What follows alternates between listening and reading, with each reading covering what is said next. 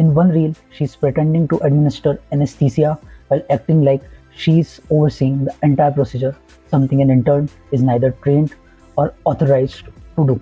These actions not only misrepresent her role but also compromise patient privacy and hospital protocols. The operation theater is a sterile environment, and constant use of cameras or phone can affect the patient's safety. वैसे तो internet और mobile phones ने हमारी life काफ़ी ज़्यादा easy बना दी है, मगर क्या हो अगर इसका यूज़ एक गलत अप्रोच के लिए किया जाने लगे, वो भी आम लोगों के द्वारा नहीं बल्कि एक मेडिकल इन्फ्लुएंसर द्वारा।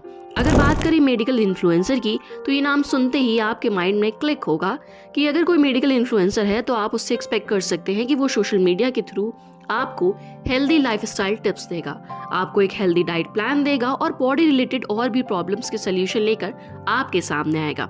साथ ही इन मेडिकल इन्फ्लुएंसर्स को एस्पिरेंट्स जो एक डॉक्टर बनने का सपना रखते हैं, इनसे मोटिवेट होते हैं और इन्हें फॉलो करते हैं, उनके लिए एक गलत मैसेज सेट होगा। और ऐसा ही कुछ किया डॉक्टर रक्षिता सिंह ने। आज इस वीडियो में बात करूंगी डॉक्टर रक्षिता सिंह की, जो सोशल मीडिया पर काफी ज्यादा पॉपुलर है। इनके 1 मिलियन से भी ज्यादा फॉलोअर्स हैं, लेकिन रक्षिता का झूठ कह लो या फेम के लिए की गई हरकत उन्हें एक मेडिकल इन्फ्लुएंसर होने पर काफी नेगेटिव इम्पैक्ट डालते हुए नजर आ रही हैं। जरा सोचो, किसी को इमरजेंसी हो और उसे डॉक्टर के पास ले जाया जाए, मगर डॉक्टर पेशेंट को अटेंड करने की जगह उसकी वीडियो बनाने में लग जाए तो पेशेंट को कैसा फील होगा या डॉक्टर की इमेज पर इस बात का क्या इम्पैक्ट होगा। और अब इस बात को सच कर दिया है डॉक्टर रक्षिता सिंह ने, जो सिर्फ एक मेडिकल इन्फ्लुएंस है बट बिहेव करती हैं सीनियर डॉक्टर की तरह। वो सोशल मीडिया के थ्रू जो दिखाना चाहती हैं उसके रियलिटी से कोई कनेक्शन नहीं है। रक्षिता को फेम तब मिला जब कोलकाता के आरजीकर कॉलेज में हुई रेप के अगेंस्ट प्रोटेस्ट चल रहा था। उस टाइम उन्हें काफी सारे पॉडकास्ट में इनवाइट किया गया, क्योंकि उन्होंने कॉलेज में रह रहकर मेडिकल स्टूडेंट्स की लाइफ और सराउंडिंग्स के बारे में बताया। जब धीरे धीरे प्रोटेस्ट की इंटेंसिटी कम होने लगी और लोगों ने भी इसके बारे में बात करना बंद कर दिया, तो डॉक्टर रक्षिता भी कुछ खास सपोर्ट में कहते हुए नजर नहीं आई। जिस तरीके से वो पहले उस प्रोटेस्ट को सपोर्ट करनी थी, बाद में उन्होंने भी इस टॉपिक पर बात करना बंद कर दिया। लोगों ने उन्हें काफी ज्यादा क्रिटिसाइज भी किया। बट हाँ, ये बात ठीक है कि हर कोई हर समय एक ही बारे में बात नहीं कर सकता। लोगों को वो इंसिडेंट भुलाकर आगे बढ़ना चाहिए। बट आज भी बहुत से ऐसे डॉक्टर्स हैं जो अभी भी प्रोटेस्ट में पार्टिसिपेट कर रहे हैं और जस्टिस मांग रहे हैं। इसके अलावा वो अपनी वीडियोस में खुद को पीजी डॉक्टर्स की रिस्पॉन्सिबिलिटीज को बताते हुए कहती हैं, खुद को ऐसे शो करती हैं जैसे वो रिस्पॉन्सिबिलिटीज उन्हीं ने पूरी की हो। बट मैं आपको बता दूं कि रक्षिता सिर्फ एक इंटर्न है, और इंटर्न का मीनिंग तो आप ही जानते हैं ही। उनका काम होता है सर्जरी परफॉर्म करते टाइम वहाँ जो सीनियर डॉक्टर होते हैं उन्हें काम को ऑब्जर्व करना और कुछ सीखना। कभी कभी इंटर्न्स को भी थोड़ा इन्वॉल्व किया जाता है कि वो भी सर्जरी में हेल्प करें, सो दैट वो भी उससे सीख सके। बट डॉक्टर रक्षिता ऐसे शो करती हैं जैसे ऑपरेशन थिएटर को खुद हैंडल करती हैं और चल रहे ऑपरेशन को खुद लीड करती है, और वो ही सीनियर डॉक्टर है। यानी वो अपने व्यूअर्स को मिसलीड करती हैं, क्योंकि वीडियोस का सेटअप कुछ इस तरीके से होता है कि देखने वाले को लगे कि डॉक्टर रक्षिता ने ही पूरा ऑपरेशन लीड किया है। बट यहाँ उनकी गलती ये है कि वो ऑडियंस को मिसलीड कर रही हैं। ऑपरेशन करते टाइम वहाँ और भी मेडिकल प्रोफेशनल्स होते हैं, तो रक्षिता को रियलिटी शो करना चाहिए और एज एन इंटर्न ही दिखाना चाहिए। इनके अलावा वो व्यूज़ के लिए एक ही क्लिप को बार बार अपलोड करती हैं। अगर बात करूँ उनके व्यूज़ पाने के तरीके की, तो वो भी रक्षिता एक्सप्लॉइट करती हैं। वीडियो है जिसमें रक्षिता उसके स्टार्टिंग में बोलती है कि अगर आप मर भी रहे हैं तब भी सर्जन आपको नहीं बचाएंगे, और देन वो अपना इंट्रोडक्शन देना शुरू कर देती हैं और दिखाती हैं कि आज उनके डिपार्टमेंट में उन्हें कितना प्रेशर हैंडल करना पड़ा और उनकी रिस्पॉन्सिबिलिटीज बहुत ज़्यादा है। वीडियो के आगे पार्ट में क्या था वो मैटर नहीं करता, बट अगर वो डॉक्टर वर्ड का यूज़ अपने नेम के आगे करती हैं तो वो ये लाइन कैसे बोल सकती हैं कि अगर मर रहे हो तो भी आपका सर्जन आपको नहीं बचाएगा।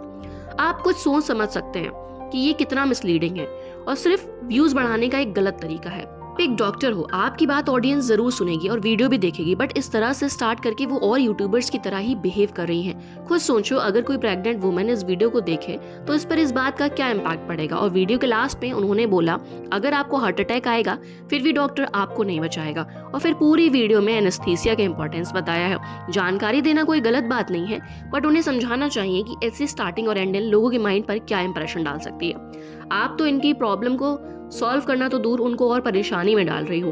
उस वीडियो में आगे उन्होंने बताया कि वो पेशेंट को एनेस्थीसिया दे रही थी और वो खुद ही सब कुछ अकेले हैंडल कर रही थी। यानी पूरी वीडियो में डॉक्टर रक्षिता ने ही ये समझाया कि अगर उस टाइम पेशेंट को कुछ हो जाता तो सारी जिम्मेदारी उनकी ही होगी। वो ये सब करेगी तो एक्सपोज तो होना ही था। उनकी लगातार ऐसी वीडियोस आने पर उनकी ही तरह एक इंटर्न ने रेडिट पर पोस्ट किया और लिखा कि उनकी वीडियोस की हुकलाइन बहुत गलत है। और एनेस्थीसिया देने के टाइम आपको बस साइड में खड़े रहना होता है, अटेंडेंस देनी होती है और फिर वहां से जाना होता है।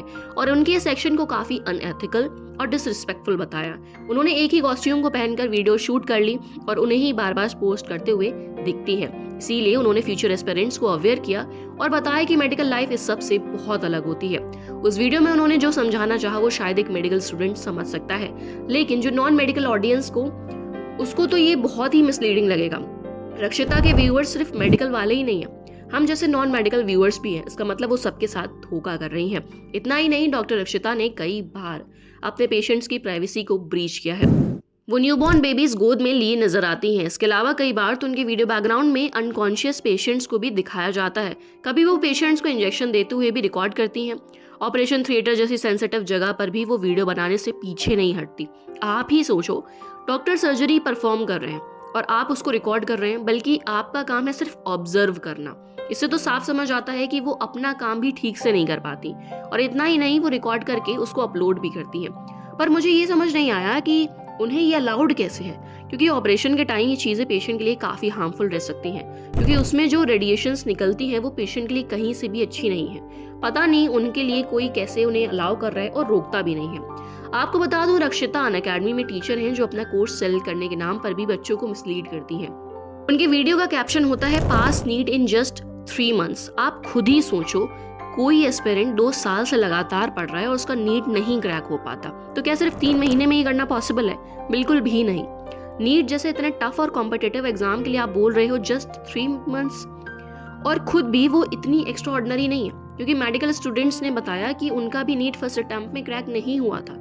इसके अलावा एक वीडियो में उन्होंने डैंड्रफ प्रॉब्लम के बारे में बात की, तो किसी ने पूछा सजेस्ट अ गुड शैम्पू, तो रक्षिता ने रिप्लाई किया अगर वो कोई पेड एडवर्टीजमेंट करेगा तो बता दूंगी। अब इन सब हरकतों से ये साफ समझ आता है कि डॉक्टर रक्षिता को लोगों की नहीं, बस अपने कंटेंट और पैसों की ही चिंता है। आपको क्या लगता है कि एक इंटर्न होने के नाते खुद को सीनियर दिखाना, पेशेंट्स की प्राइवेसी ब्रीच करना, कोर्स के नाम पर स्टूडेंट्स को मिसलीड करना एक मेडिकल इन्फ्लुएंसर्स को शोभा नहीं देता?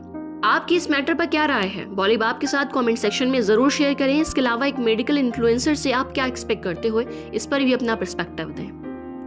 सारा खून तो ये डॉक्टर निकाल लेगी। This is what my patient complaint about me to my senior. Hospital में जान बचवाने के लिए पता नहीं, लेकिन जान देने के लिए आना है तो फॉर श्योर आ जाओ। सो हाई, ये भी बड़ी होकर डॉक्टर बनेगी।